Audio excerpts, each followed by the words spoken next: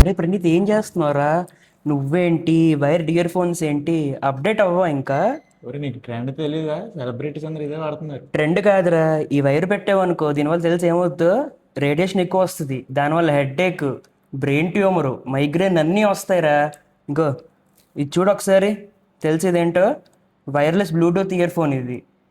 తెలిసి కొత్త టెక్నాలజీ, దీనివల్ల రేడియేషన్ రాదు. నువ్వు ఎంత చూడు, హెడ్ఏక్ రాదు, బ్రెయిన్ ట్యూమర్ రాదు. తెలుసా నీకు ఈ విషయం అసలు? ఒరే నువ్వు ఎప్పుడు సోదే చెప్తావురా, నేను నమ్మలేనురా. నేను సోమన్ సార్ నేను అడుగుదాం పద. ఒకసారి చూడరా, కనుక్కోరా, నువ్వే గూగుల్లో పదండి కొట్టి సుమన్, కావాలంటే. పదండి సుమన్. పద వెళ్దాం, పద.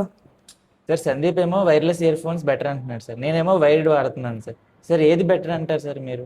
Wired ear phones, wireless ear phones ఈ రెండు కూడా మంచివే. బేసిక్గా వీటి నుంచి వచ్చే రేడియేషన్ అంత పెద్ద హామ్ ఏం కలెక్ట్ చేయవు. ఓకే, సో మైగ్రేన్ కానీ హెడేక్ ఆర్ బ్రెయిన్ ట్యూమర్స్ వీటి నుంచి వచ్చే రేడియేషన్ వల్ల అస్సలు రాదు. వైర్డ్ ఇయర్ ఫోన్స్ వైర్లెస్తో కంపేర్ చేస్తే తక్కువ రేడియేషన్ ప్రొడ్యూస్ చేస్తుంది. So I will prefer wired ear phones. మరి మన ప్రణీత్ నైట్ అంతా ఫోన్స్ మాట్లాడతాడు సార్, అప్పుడప్పుడు హెడ్ఏక్ అంటాడు.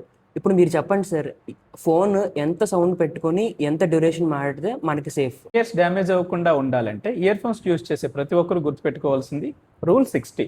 అంటే 60 మినిట్స్ కంటిన్యూస్గా యూజ్ చేయాలి, then take a break, again use if necessary. And second, volume 60% మాత్రమే ఉండాలి. సో అప్పుడే మీ ఇయర్స్ ఈ ఇయర్ ఫోన్స్ నుంచి వచ్చే radiation as well as volume నుంచి సేఫ్గా ఉన్నట్టు.